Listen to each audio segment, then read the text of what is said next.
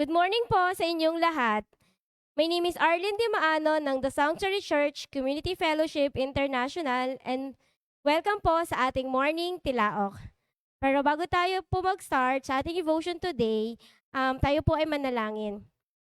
Hallelujah, hallelujah, hallelujah, Lord Jesus. We praise you, we glorify your name today, O God. Thank you po sa pagkakataong ito na muli kaming makakalapit sa inyo. Salamat sa buhay, sa kalakasan, at sa iyong walang sawang pagmamahal at biyaya sa bawat isa sa amin. Hinihiling namin na ihanda mo ang aming mga puso at isipan. Alisin mo ang anumang distractions, worries, at burdens na maaring makahadlang sa aming pakikinig sa iyo. May your Holy Spirit guide us so that we may understand the message you want to teach us today. In Jesus' name, Amen.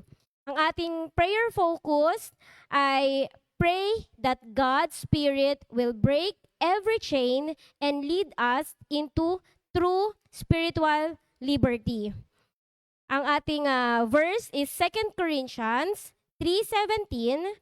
Now, the Lord is the Spirit, and where the Spirit of the Lord is, there is freedom. Ating prayer points is prayer for neighbors. Pray that our neighbors will be released from fear and embrace the truth found in Christ. Ang title po ng aking devotion for today is Freedom in the Presence of the Spirit. Sinabi kanina sa 2 Corinthians 3:17, now, the Lord is the Spirit. Where the Spirit of the Lord is, there is freedom. Maraming tao ang naghahanap ng freedom. Freedom from stress, fear, guilt, addictions, failures, at mga bagay na nagpapabigat sa ating buhay. Madalas, iniisip natin na ang tunay na kalayaan ay makukuha sa mas maraming pera, mas magandang trabaho, o mas maginhawang buhay. Ngunit, ipinapakita sa 2 Corinthians 3:17, ang tunay na kalayaan ay matatagpuan sa presensya ng Diyos sa pamamagitan ng kanyang Espiritu. Sabi ni Paul, where the Spirit of the Lord is, there is freedom. Hindi niya sinasabing may freedom dahil perpekto ang sitwasyon natin. Hindi rin dahil wala nang problema. Ang freedom na ito ay nagmumula sa pagkilos ng banal na spirito sa ating mga puso.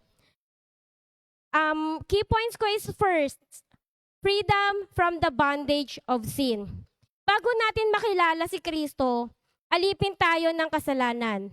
Kahit alam nating mali ang isang bagay, minsan ginagawa pa rin natin ito.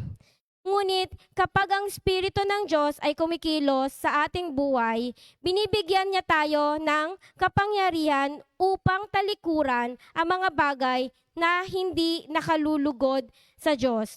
Hindi ibig sabihin na magiging perpekto tayo agad. Ngunit hindi na tayo bihag ng ating dating pagkatao. May bagong buhay na binibigay ang Diyos at may kakayahan tayong mamuhay ayon sa kanyang kalooban. Second is freedom from fear. Isa sa pinakamalaking hadlang sa ating buhay ay takot. Takot sa hinaharap, takot na magkamali, takot sa opinyon ng iba, at minsan, maging takot sa kamatayan.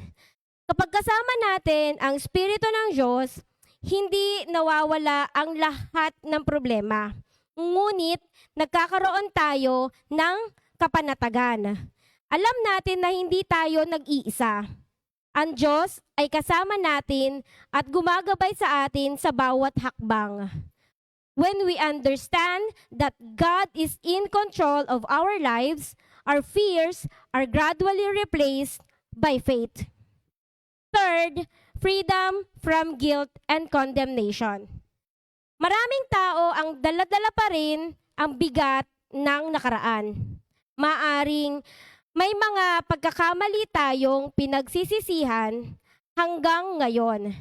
But the good news of the gospel is that Christ has forgiven us.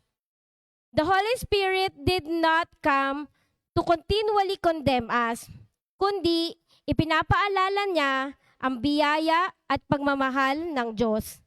Kapag nagsisisi tayo at lumapit kay Jesus, maaari tayong mamuhay ng may kapayapaan dahil alam nating tayo ay pinatawad na. Fourth is freedom to become what God intended us to be. Ang kalayaan sa Diyos ay hindi lamang freedom from, kundi freedom for. Pinalalaya tayo ng Diyos upang mamuhay ayon sa layunin niya. Kapag ginagabayan tayo ng Holy Spirit, our identity becomes clearer. Hindi na tayo kontrolado ng opinyon ng mundo. Ang ating halaga ay nakabatay sa kung sino tayo kay Kristo. May kalayaan tayong magmahal, maglingkod, sumunod sa Diyos at mamuhay ng may layunin. Tanungin natin ang ating mga sarili ngayon. May bahagi ba ng buhay ko na parang bihag pa rin ako? May takot ba akong kailangang isuko sa Diyos?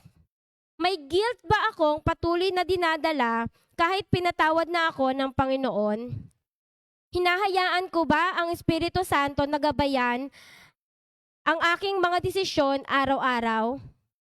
Ang tunay na kalayaan na hindi nanggagaling sa pagbabago ng ating sitwasyon, kundi sa presensya ng Diyos sa ating buhay. Ang pangako ng 2 Corinthians 3:17 ay napakaganda. Where the Spirit of the Lord is, there is freedom. Kapag ang Espiritu ng Diyos ang naghahari sa ating puso, meron tayong kalayaan mula sa kasalanan, takot, pagkondena. Higit pa rito, meron tayong kalayaan upang mamuhay ayon sa layunin ng Diyos.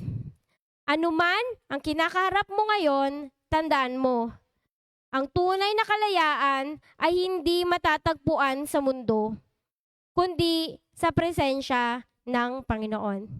Tayo po ay manalangin. Panginoon, maraming salamat po sa kalayaang matatagpuan sa iyo. Patawarin mo kami sa mga pagkakataong hinayaan namin kontrolin kami ng takot, kasalanan at guilt. Punuin mo kami ng iyong espiritu at tulungan mo kaming mamuhay sa kalayaang ibinigay ni Kristo. Turuan mo kaming magtiwala sa iyo araw-araw at mamuhay ayon sa iyong layunin. We pray that the Holy Spirit will break every chain and lead us into true spiritual liberty. And we're also praying for our neighbors will be released from fear and embrace the truth found in you. In Jesus' name we pray. Amen. Maraming salamat po sa time niyo today. To God be all the glory.